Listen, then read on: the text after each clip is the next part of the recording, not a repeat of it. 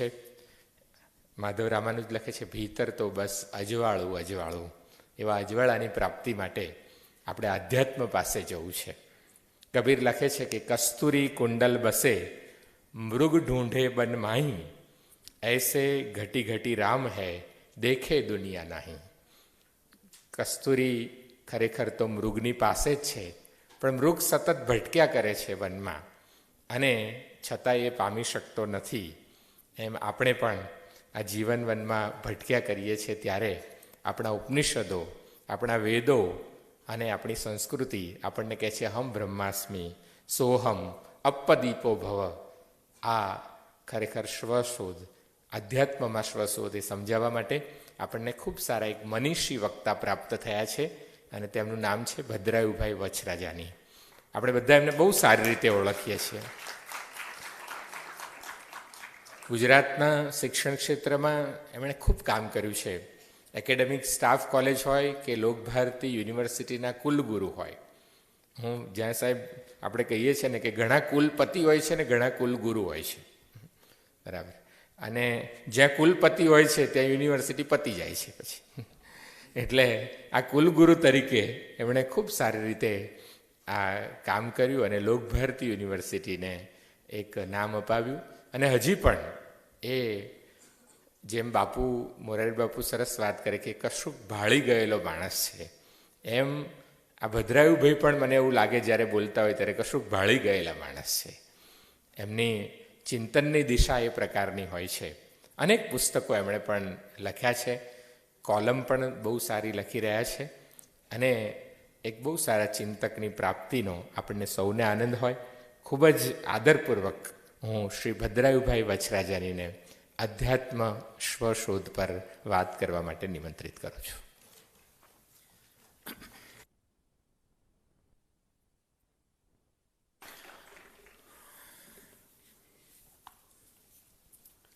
પૂજ્ય ભાઈશ્રીને પ્રણામ. આદરણીય વડીલો સૌને પ્રણામ. અને વિદ્યાર્થી જૂથના જે કોઈ ભાઈઓ અને બહેનો છે તે સૌને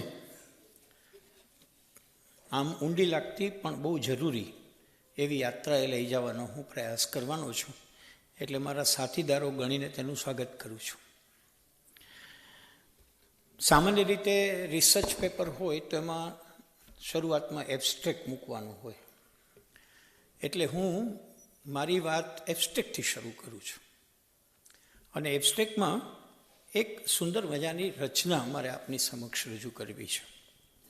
અંતર મમ વિકસિત કરો અંતરતર રે, નિર્મલ કરો ઉજ્જવલ કરો સુંદર કરો હે, જાગ્રત કરો ઉદ્યત કરો નિર્ભય કરો હે, મંગલ કરો નિરલસ નિસંશય કરો હે, યુક્ત કરો હે સબાર સંગે, મુક્ત કરો હે બંધ, સંચાર કરો સકલ કર્મે શાંત તોમાર છંદ, ચરણ પદ્મે મમ ચિત્ત નિસ્પંદિત કરો હે, નંદિત કરો નંદિત કરો નંદિત કરો હે. રવિન્દ્રનાથ ટાગોરની આ જે રચના છે એમાં મને એવું લાગે છે કે અંતરતર શબ્દ ઉપનિષદમાંથી એમણે લીધો છે. આમ જોઈએ તો ઉપનિષદ આપણને અંતરતરમ યક્તમાત્મા એમ કહે છે. થોડું વિચારીએ તો આપણને એવું લાગે કે આપણી એક પ્રાર્થના છે ઈશ્વરને કે મને વધુને વધુ મારામાં લઈ જાઓ. અલબત્ત દિવસ ઉગે છે ત્યારથી આપણી સતત પ્રવૃત્તિ હોય છે કે આપણે વધુને વધુ બહારની યાત્રા નીકળીએ છીએ.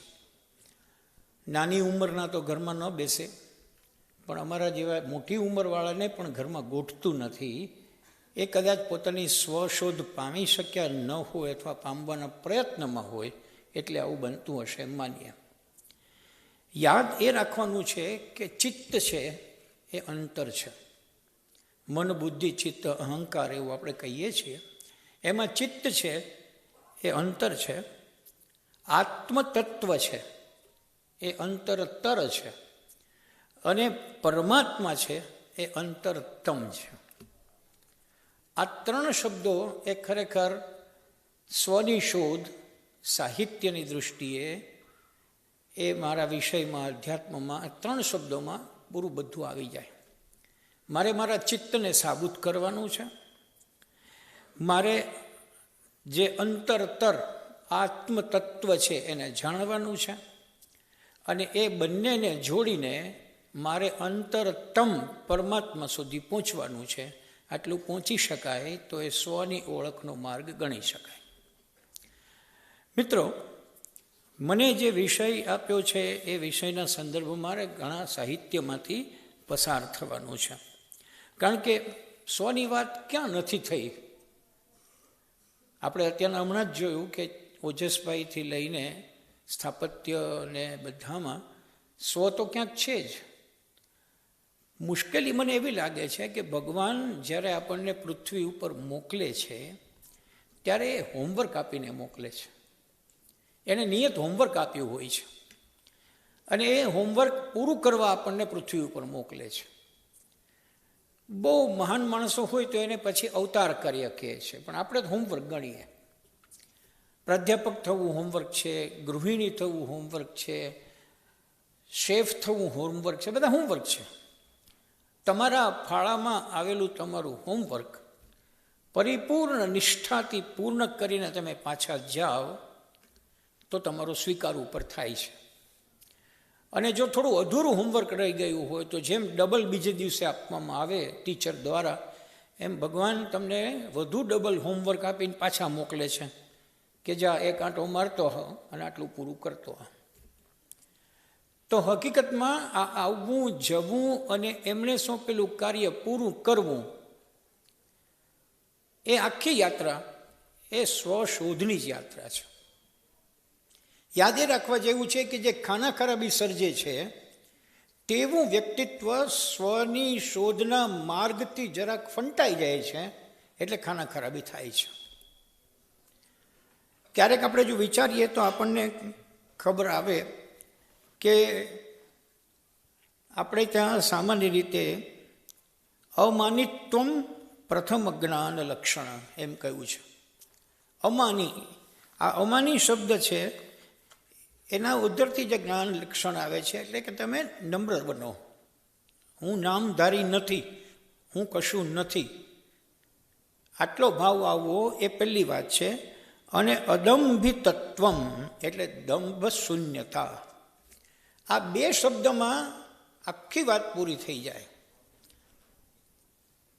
આપણને ભગવદ્ ગીતામાં સ્પષ્ટ રીતે કહ્યું છે કે તમારી પાસે પૃથ્વી ઉપર આવો ત્યારે 3 સંસ્થા આવે છે. તમને ઈશ્વરે 3 સંસ્થા સોંપી છે. તમે કદાચ મેં હોમવર્કની વાત કરી ત્યારે પૂછી શકો કે આ હોમવર્ક એટલે શું? તો એ હોમવર્ક ભગવદ્ ગીતા આપણને ચીંધે છે. એમ કહે છે કે તારે 3 સંસ્થા લઈને જવાનું છે. પહેલી સંસ્થા તારું શરીર, બીજી સંસ્થા તારું કુટુંબ, અને ત્રીજી સંસ્થા આખું અસ્તિત્વ, આખું બ્રહ્માંડ, આખું વિશ્વ. હવે તારે શું કરવાનું છે? તારું શરીર, એનો અંદરનો, બહારનો, આગળનો, પાછળનો, વૃદ્ધિનો, વિલાસનો બધો જ કાર્યક્રમ તારે નક્કી કરવાનો છે, પણ શરત એટલી કે ક્યાંય ખલેલ પહોંચે એવું અસ્તિત્વ નહીં ચલાવી લે. આ શરીર માટેની માન્યતા. બીજી વાત એવી કરવામાં આવી કે તમારે કુટુંબ એટલે કે કુટુંબ સંકુચિત નહીં.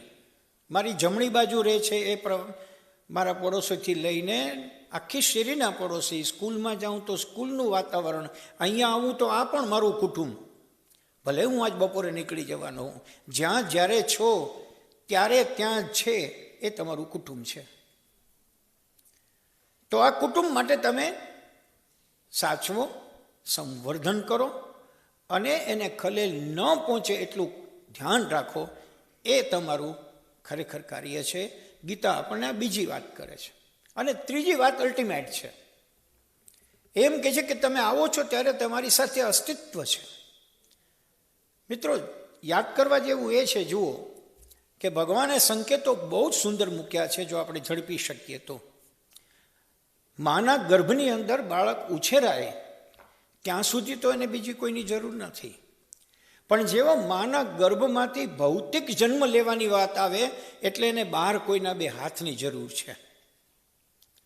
પછી એ ગાયનેકોલોજીસ્ટ હોય કે બીજું કોઈ પણ હોય, એ વખતે જ ઈશ્વર મને ને તમને સંદેશો આપે છે જ્યારે આપણે કાંઈ સમજી શકતા હોતા નથી કે દોસ્ત હવે તું બહાર આવ્યો છો, તને કોઈ ટેકો દેશે તો ચાલી શકીશ, અને યાદ રાખજે મોટો થા ત્યારે તું કોઈને ટેકો દઈને ચલાવજે. આ એવો સંકેત છે કે જે ખરેખર સ્વ તમને ત્યાંથી શીખવે છે. પણ એમણે બહુ જ સુંદર વ્યવસ્થા એ કરી છે કે એ વખતે કંઈ સમજાતું નથી. આપણી આખી જીવન યાત્રાની ખૂબી એ છે કે જે વીતી જાય છે તે સમજાય છે. એક સરસ વાત એવી કહેવાય છે કે બાપની વાત દીકરો ક્યારે સમજશે, તો કે જ્યારે દીકરાને ઘરે દીકરો આવશે ત્યારે સમજશે. તો આ અસ્તિત્વ એ તમે બહાર આવ્યા, ભૌતિક જન્મ થયો, પહેલો જન્મ તમારો કોષીય જન્મ હતો, માતાના ગર્ભમાં તમે બન્યા, એ તમે સેલ્યુલર બર્થ છે. બીજો જન્મ તમારો આવ્યો એ ફિઝિકલ બર્થ છે, you are on the earth now. ત્રીજો તમારો એક જન્મ થવાનો છે જે ઇમોશનલ બર્થ થશે. તમારી આજુબાજુના પાડોશીઓ તમને રમાડવા લઈ જશે, એમાંથી તમને કોઈ ગમશે, એમાંથી કોઈનું વલણ તમને નહીં ગમે. તમે નાના હશો ત્યારે તમે રોઈને ધમપછાડા કરીને અભિવ્યક્ત થશો, મોટા થશો એટલે પછી તમે એને છોડીને આગળ ચાલતા થશો. આખી પ્રક્રિયા છે. અને આ પ્રક્રિયા એટલી સુંદર રીતે આગળ ચાલે છે કે એ તમારામાં ઇમોશન્સ ઉમેરે છે, એટલે કે સંવેગો ઉમેરે છે. નાનકડા છોકરાને ખબર છે કે આ વ્યક્તિ તેડે તો મજા નથી આવતી, એટલે જેવું તેડશે એટલે રડવા લાગશે. અને નાનકડા છોકરાને ખબર છે કે આ જેના હાથમાં હું હવે ગયું એ જાણીતું છે, એ મારી માં લાગે છે, માટે મજા આવશે, એટલે ત્યાં શાંત થાય છે. તો આ જે પ્રક્રિયા તમારી સાંવેગિક જન્મની, ઇમોશનલ બર્થની, અને છેલ્લી પ્રક્રિયા બહુ આગળ આવે છે.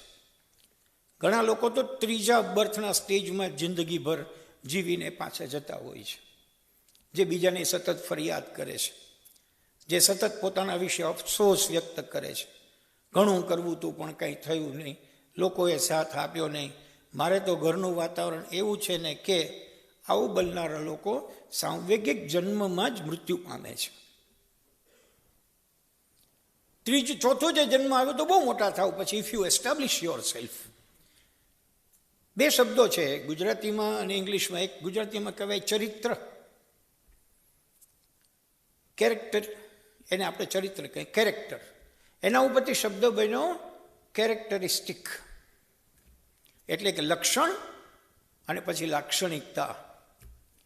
મને એવું લાગે છે ભાગ્યેશભાઈ કે તમે આવો ત્યારે ભગવાન લક્ષણનો કોથળો આપે છે કે બધા જીવે છે એવા લક્ષણ તને આપું છું, તું પાછો જા ત્યારે એમને આપજે અથવા લાક્ષણિકતામાં ફેરવીને આપજે. આ બહુ સીધી જ વાત. All of us are characters here. પણ પછી એમાંથી મહાત્મા ગાંધી વિશે વાત કરીએ તો એ કેરેક્ટરિસ્ટિક્સના આધારે વાત કરીએ છીએ. ભગવાન રામ વિશે વાત કરીએ તો એની કેરેક્ટરિસ્ટિક્સની વાત કરીએ, લાક્ષણિકતા. કૃષ્ણ અને રામમાં ભેદ શું? લાક્ષણિકતાઓનો ભેદ. આ આખી જે યાત્રા છે એ હકીકતમાં સ્વની શોધ તરફ લઈ જતી યાત્રા છે. ઇન શોર્ટ કહેવું હોય તેમ કહેવાય, બાર બાર જે કરો, બાર બાર શરીરની બાર બાર કર્યા કરો એ તમારું જીવન, અને અંદર તરફ જે વળીને કર્યા કરો એ તમારી સ્વ. ગીતામાં, ઉપનિષદમાં જે કહેવામાં આવ્યું છે એના ઊંડાણમાં એટલે જવાની જરૂર નથી કે આ સ્થાનક એવું છે કે ત્યાં કદાચ હું આ ઊંડાણવાળી વાત ન કરું તો ચાલશે. પણ બે વસ્તુ આપણે સમજી લઈએ. મનોવિજ્ઞાન અત્યારનું છે, જે ડેવલપમેન્ટલ સાયકોલોજી, જે વર્ષો પહેલાં એલિઝાબેથ હર્લોગથી શરૂ થયું અને અત્યારનું તો બહુ એડવાન્સ થયું. એની અંદર એક સુંદર મજાની થિયરી છે. એ થિયરીની ચર્ચા હું આપની સાથે કરું, એટલે કે એ શાસ્ત્રને પણ આપણે આમાં ભેગું જોડીએ. માત્ર ધાર્મિક કે આધ્યાત્મિક નહીં, આપણે એક મનોવિજ્ઞાનને પણ લઈ આવીએ. મનોવિજ્ઞાન એવું કહે છે કે કોઈ પણ જીવ જન્મે છે ત્યારે એ ત્રણ બાબતો સરખી બધાને ભગવાન આપે છે અને અહીંયા મોકલે છે. તમને એમ થશે કે આને ભગવાન આપે છે ને એની સાથે બહુ સંબંધ છે, પણ મેં એનાલિસિસ એવી રીતે કર્યું છે કે હું જેવો આવ્યો એવો ને એવો જો જવાનો હું તો જન્મ નિષ્ફળ ગયો છે. જેવો આવ્યો એમાં કંઈક ઉમેરીને જવાનો હું તો થોડોક સફળ થયો છું. અને ઉમેરવાની પ્રક્રિયા એટલે સ્વની શોધ, સેલ્ફ રિયલાઇઝેશન. 3 બાબતો એવી છે કે જે બધાને પૃથ્વી ઉપર જન્મે એને મળે છે. Equal distribution: body, mind, intellect. બુદ્ધિ, શરીર, બુદ્ધિ અને પ્રજ્ઞા. જરા સમજીએ સર. શરીર છે એમાં ઇન્દ્રિયો છે, લોકોમોશન માટેના બધા અંગો છે, એને આપણે શરીર કહીએ છીએ. હવેનું વાક્ય સાંભળજો. શરીર તમે જોઈ શકો છો, બહારથી ઓળખી શકો છો. આજે મળ્યા તો કાલે કહી શકાય, ઓ જયેન્દ્રભાઈ એ જોઉં છું, હું એનું શરીર જોઉં છું. શરીર છે એ ભૌતિક છે, હું સ્પર્શી શકું. શરીર છે એ દ્રશ્યમાન છે, ક્રિયામાન છે, ક્રિયા કરી શકે છે. હવે સાંભળજો આ શબ્દ સ્વ. શરીર એ બાહ્ય સ્વ છે, ઇટ ઇઝ આઉટર સેલ્ફ. અને દુનિયામાં મોટી તકલીફ એ પડે છે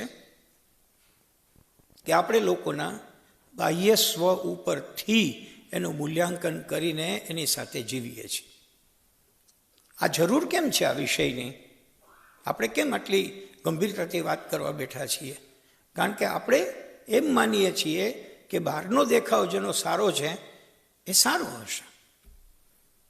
બુરા જો દેખન મેં ચલા, એ તો કબીરને સૂજે, આપણને થોડું સૂજે. આપણે તો જબ્બાના કલર ઉપર જીવનારા છીએ. કેરીને આવીએ ને તરત જ કોઈ એમ કે આ કલર નોખો છે તો આપણે રાજી થનારા છીએ. તો શરીર એ બાહ્ય યાત્રા છે. આમાં ઊંડાણમાં જઈ શકાય પણ હું જતો નથી. એમાં ભાઈ શ્રીજી વારંવાર આપણને કથામાં યાદ આપે છે કેટલી ઇન્દ્રિયો છે વગેરે આવ્યું. બીજો શબ્દ છે માઇન્ડ, મગજ નહીં, મન. આ જરા સમજી લેવા જેવું છે. ખાસ કરીને ભવિષ્યની પેઢીએ સમજવા જેવું છે કે દિલ અને મન એ બે એવા શબ્દો છે કે જે ફિઝિકલી નથી છતાં છે.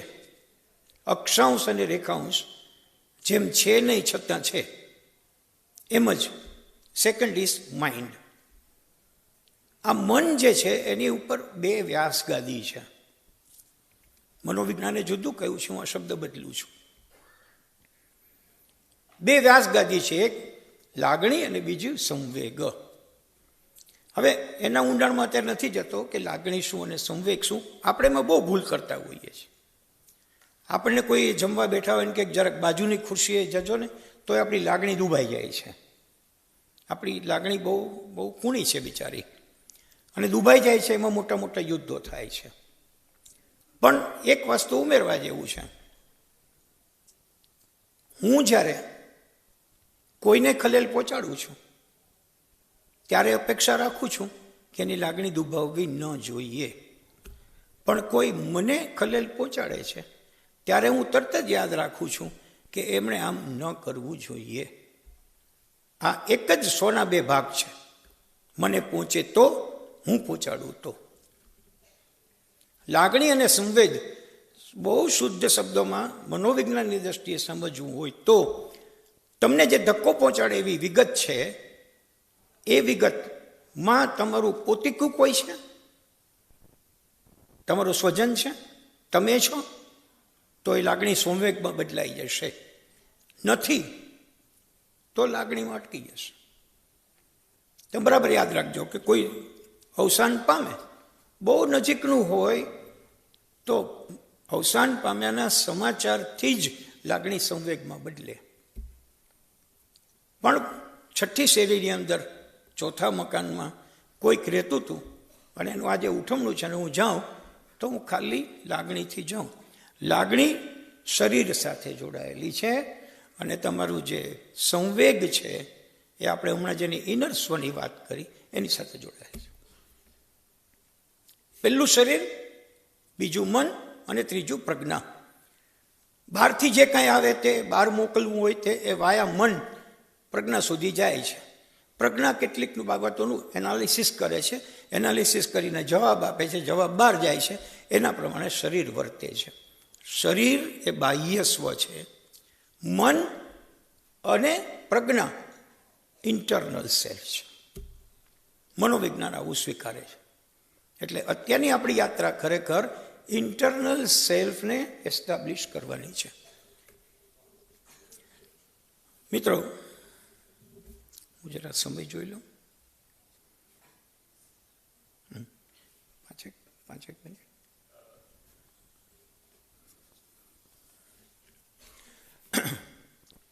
વેદો, ભગવદ્ ગીતા, ઉપનિષદો બધી જે વાત કરે છે એનો ટૂંક સાર આટલો છે કે તમારે બહારની યાત્રા ઓછી કરીને અંદરની યાત્રા શરૂ કરવી. હવે પ્રશ્ન થાય કે અંદરની યાત્રા શરૂ કરવી એટલે શું? એમ થોડી શરૂ થાય છે. ઘણીવાર એકલા બેઠા પછી પણ આપણે એકલા બેસી શકતા નથી. તો એના માટે એમણે સરસ મજાની એક્સરસાઇઝ પણ શ્રીમદ ભગવદ્ ગીતાએ પોતાના શ્લોકો દ્વારા આપણને આપી છે. 2 શબ્દો જોડ્યો છે, એ સ્વધારણા અથવા સ્વ અવધારણા અને આત્મસન્માન. આ 2 વસ્તુ સમજી લઈએ એટલે ખ્યાલ આવે. પહેલું વાક્ય, હું કોણ છું? આવો પ્રશ્ન પૂછો, એ સ્વ અવધારણા છે. આત્મસન્માન કેવી રીતે છે? હું કેવું મહેસૂસ કરું છું કે હું કોણ છું? હું શું મહેસૂસ કરું છું કે હું શું છું? આત્મસન્માન. માણસ હોવું કોમન, બરાબર, પણ માણસ હોવું એટલે શું? હું કેવો માણસ છું? એ આત્મસન્માન. બીજી વાત, હું વકીલ છું, આ સ્વ અવધારણા. પણ હું એક સમૂહમાંથી સારું કામ કરનારો વકીલ છું, એ આત્મસન્માન. સ્વીકારી લો કે હું છું શિક્ષક છો. હો ના, હું જરા અલગ શિક્ષક છું. કેમ અલગ છું? તો આજના જમાનામાં કે મને AI ફાવે છે. તો એ તમારી યાત્રા ભલે બહારની છે, એડિશન અંદર છે. ત્રીજો એક પ્રશ્ન, હું મુસલમાન છું. આ સ્વ અવધારણા છે. પણ એની આત્મસન્માન શું છે? હું એક સારો ઇન્સાન છું એટલે મુસ્લિમ છું.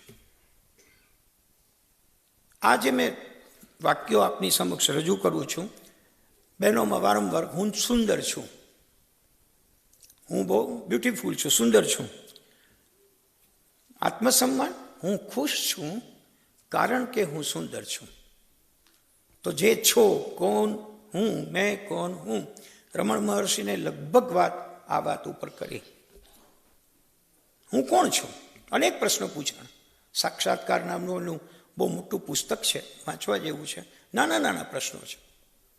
આપણને ખ્યાલ છે કે એક લાકડાની પાટ ઉપર જેણે જિંદગી કાઢી અને જેણે એક પર્વતને પોતાની સાધના બનાવી. કોઈકે એને પ્રશ્ન પૂછ્યો હતો કે આ નદી, આ પર્વત, આ ચાંદ, તારા બધું ક્યાંથી આવે છે? રમણ મહર્ષિએ સરસ જવાબ આવ્યો, તારો પ્રશ્ન ક્યાંથી આવે છે? એનો અર્થ એવું, ઉદ્ભવ સ્થાન એક જ છે. જ્યાંથી પ્રશ્ન આવે છે ત્યાંથી જ બધું આવે છે. મિત્રો, છેલ્લી વાત કરું. મને લાગે છે ત્યાં સુધી આત્મા શબ્દ આપણે બહુ સાંભળ્યો છે. આત્મા સાથે મોક્ષને જોડ્યો છે આપણા ધર્મશાસ્ત્રોએ. સમજાણો નથી હજી આપણને, આત્મા બહુ સમજાણો નથી. પણ મારે ન કહેવું જોઈએ, છતાં હું કહું કે આપણા કોઈ અતિ સ્વજનનું અવસાન આપણી હાજરીમાં થઈ જાય ને, ત્યારે આપણને શરીર અને આત્માનો ભેદ સમજાઈ જાય છે. કારણ કે છેલ્લી ક્ષણ સુધી જેને બચાવવા માટેના અથાગ પ્રયત્ન કરીએ છીએ એ હવે નથી એવી ખબર પડે ત્યારે આપણો સ્વજન મટવા લાગે છે. રાસભાઈનું એક સરસ ગીત છે, પ્રથમ પ્રભુજી સાથે પ્રીત ન કીધી, મુવા ટાણે સંત બનાવો. લોકો શું કે એનો આત્મા ગયો. આત્મા ગયો આપણે કોઈ જોતા નથી, છતાં ગયો છે. અને બીજી મિનિટે, ત્રીજી મિનિટે, જરા દુઃખદ વાત છે છતાં કેવું પડે, કે કાલે સવારે 8 વાગે સ્મશાન યાત્રા નીકળશે અને 8 ને 9 થાય ને તો બધા જ ઘરના સહિત બોલવા માંડે, હવે ઘણું થયું, લઈ જાય. જે ગઈકાલ સુધી ન જાય એવી ઈચ્છા રાખતા હતા, હવે આજે 5-10 મિનિટ મોડું થયું, હવે લઈ જાઓ. એનો અર્થ એવો કે આત્મા છે કે જેણે આત્મતત્વ તરીકે પરમાત્મા સાથે અનુસંધાન છે તે છે. ક્યાં ગયો? પડી ગયો. શેમાં? અસ્તિત્વમાં. કઈ સંસ્થા? ત્રીજી સંસ્થા. ગીતામાં કહી તે વૃક્ષ, પર્ણ, પાણી, સૂર્ય જેનો તમે ઉપભોગ કરો છો એ બધી જ ત્રીજી સંસ્થાનું નામ અસ્તિત્વ, કોસ્મોસ. ભગવાને એવું કહ્યું કે આ ત્રીજી સંસ્થા એને ખલેલ ન પહોંચાડ, એ તારું હોમવર્ક અને એ તારી સ્વની યાત્રા. છેલ્લી વાત કહી દઉં, એક ટીપ સાદમાં સાદી, કે સ્વની યાત્રામાં મારે આગળ વધવું હોય તો શું કરવું. આ વાત એટલા માટે કરવી જોઈએ કે કદાચ આપણે સૌ એના માટે અહીંયા વધુ પ્રવૃત્ત થયા છીએ. કેટલીક એવી પદ્ધતિઓ છે જેમાં ઘણા લોકો જોડાય છે. દાખલા તરીકે વિપશ્યના છે. પોતાની જાતને વિશિષ્ટ રીતે જોવી એ વિપશ્યના છે. They are trying to go inside your self. આપણને ખ્યાલ છે, ધ્યાન છે, મૌન છે. ઓશો જેવા મનીષીએ એમ કહ્યું કે મૌન બેસવાની જરૂર નથી, જેટલો અંદર ભર્યું હોય એ એકવાર નૃત્ય કરીને કાઢી નાખો, ખાલી થઈ જાઓ, પછી થંભી જજો, અને ત્યારે જે મળશે એ તમારી અપાર શાંતિ હશે. આપણને સૌને ખ્યાલ છે સાહેબ કે વેદોની વાત આવી ત્યારે શંકરાચાર્યના અદ્વૈતવાદને આપણે શીખવાનો પ્રયાસ કર્યો અને જાણ્યું કે ભાઈ જુદું નથી કાંઈ. શાસ્ત્રોના કેટલાક વાક્યો આપ્યા, અહમ બ્રહ્માસ્મિ, તત્વમસી, આ બધા પણ આપણને સુખની યાત્રા તરફ લઈ જાય છે, સ્વસુખ. પરંતુ કેટલીક બાબતો એવી છે કે જે આપણે પોતે પ્રેક્ટિસ કરવી હોય તો કેમ થાય. આમ તો એમ કહેવાય કે 2 જ બાબતથી અંદરની યાત્રા ચાલુ થાય. પહેલું મૌન અને બીજું એકાંત. અનફોર્ચ્યુનેટલી આજે આપણે સૌ ઘોંઘાટ વચ્ચે જીવીએ છીએ. ઘરનો ઘોંઘાટ, શેરીનો ઘોંઘાટ, સંસ્થાનો ઘોંઘાટ, એટલે મૌન બહુ અઘરું છે. અને આપણે હવે એવા થયા છીએ કે વોટ્સઅપ અને ફેસબુક આપણી સાથે 24 કલાકની ભાઈબંધી કરી બેઠા છે. એટલે આપણે એકાંતમાં હોતા નથી, હોઈએ છતાં હોતા નથી. તો આ એકાંત. હું માનું છું કે આપણે સૌ શું કરી શકીએ તો રોજ દિવસમાં 15 મિનિટ મૌન રહીએ અને રોજ દિવસમાં 15 મિનિટ એક રૂમમાં એકાંતમાં બેસીએ. ખરેખર આપણી ઇનર જર્ની શરૂ કરવાનો આ પ્રાથમિક પગથિયાં છે. હું અંગત રીતે એવું માનું છું, જેનાથી ઘણા લોકો સંમત ન હોય, કોઈ જગ્યાએ બહુ જાજી શિબિરોમાં અને ધ્યાન શિબિરોમાં જવાની જરૂર નથી, કારણ કે એ લોકો માટે એક વ્યવસાયનું એ કેન્દ્ર છે. હમણાં મેં એક મોટું બોર્ડ વાંચ્યું, પ્રોજેક્ટર દ્વારા ધ્યાન શિબિર. એટલે મને ખૂબ આશ્ચર્ય થયું, પ્રોજેક્ટર દ્વારા ધ્યાન શિબિર એટલે શું? પ્રોજેક્ટર આપણી ઉપર શું કરે તો ધ્યાન લાગે? પછી મેં જાણ્યું કે એટલે તમે શું કરો તો કે જે વાત હોય ને એ બધી પ્રોજેક્ટર દ્વારા દેખાડે અને સમજાવે. અમારા રાજકોટમાં બહુ મોટી શિબિર થઈ, નવા દૃષ્ટિકોણવાળી શિબિર. હવે જ્યારે નવો બોલીએ છીએ ત્યારે જે નવું જૂનું થઈ ગયું હોય છે. શાશ્વતી આ કહે છે, તમે જે ક્ષણમાં જીવ્યા છો એ જ ક્ષણ ત્યારે વીતી ગઈ છે, માટે તો પાસ થઈ ગયો. એટલે બેટર ઇઝ ધેટ મારાથી થઈ શકે એટલું મારે કરવું. અને હું માનું છું કે મૌન અને એકાંત બહુ સહજ છે. ઘરનો એક ખૂણો હોય, આપણે એકલા હોઈએ. મને અહીંયા બોલાવ્યો એનો આનંદ એ વાત છે કે મને એક આવા જુદા વિષય ઉપર વિચારવાનો ભાગ્યેશભાઈએ લાવો આપ્યો. મેં ઘણી જગ્યાએ એવું કહ્યું છે, છતાં ફરી એકવાર કહું, ઇકાર્ટ ટોલેનું એક પુસ્તક છે ધ પાવર ઓફ નાઉ, અને એની અંદર 10 અને 90નો એક પ્રિન્સિપલ આપે છે. How you make it, how you take it. આ પ્રિન્સિપલ જો તમે બરાબર સમજીને એમાં ઊંડા ઉતરો તો તમારી સ્વની શોધ એ પાવર ઓફ નાવમાંથી શરૂ થઈ જાય. મારે ને તમારે આટલું જ કરવાનું છે. તમે કોઈ પણ બાબતને કેવી રીતે લ્યો છો. જે બહુ મોટી વાત કરનારા છે એમ કહે છે કે દિવસમાં એવું વાક્ય પ્રયોગ પણ ન કરો કે મેં લેક્ચર આપ્યું, આજે મારું લેક્ચર છે, એવું નહીં બોલો. એ તો એમ કહે છે મારા દ્વારા આજે લેક્ચર અપાયું. હવે આ થોડુંક વૈદ્યું લાગે પણ પ્રેક્ટિસ કરવા જેવી છે. સાયકોલોજીની અંદર સેલ્ફ ટોકનો એક સરસ મજાનો ભાગ આવે છે. હું એવું માનું છું કે આપણે એકાંતમાં કે મૌનમાં જવું હોય એ પહેલાં આપણી હારે વાત કરતાં શીખવું, ભગવાનની સાથે પણ વાત કરતાં શીખવું. એ બોલતો હોય છે આપણી સાથે, જો દિલથી બોલીએ તો. એને કહી દેવું જમાઈ ગયું છે, ચિંતા ન કરતો, મજા પડી આજે. આટલું કહી દઈએ તો પહોંચે. કોને? એને ન પહોંચે તો આપણા અંદર તો પહોંચે. અને યાત્રા કોની છે? અંદરની. How you take it and how you make it. એક ઉદાહરણ યાદ આપ્યું એટલે દૂર જઈને પણ કહી દઉં. 3 સંતોની વાત છે, એકનાથ મહારાજ, તુકારામ અને નરસિંહ મહેતા. બહુ સરસ વાત છે. એકનાથ મહારાજ છે એના પત્ની ખૂબ સારા હતા, ખૂબ જ સારા, ખૂબ સહયોગ કરે. તુકારામ છે એના પત્નીને થોડો પ્રોબ્લેમ હતો. એવું પણ કહેવાતું કે બહુ હેરાન કરતા, જરૂર પડે ત્યારે ધોલ ધપાટ પણ કરતા, કંકાશ કરતા. અને નરસિંહ મહેતા તો સારું હતું, પત્ની હતા જ નહીં, વિદાય લઈ લીધી હતી. હવે આ ત્રણેયની વાત સાંભળી, એક વાક્ય. એકનાથ મહારાજ જાય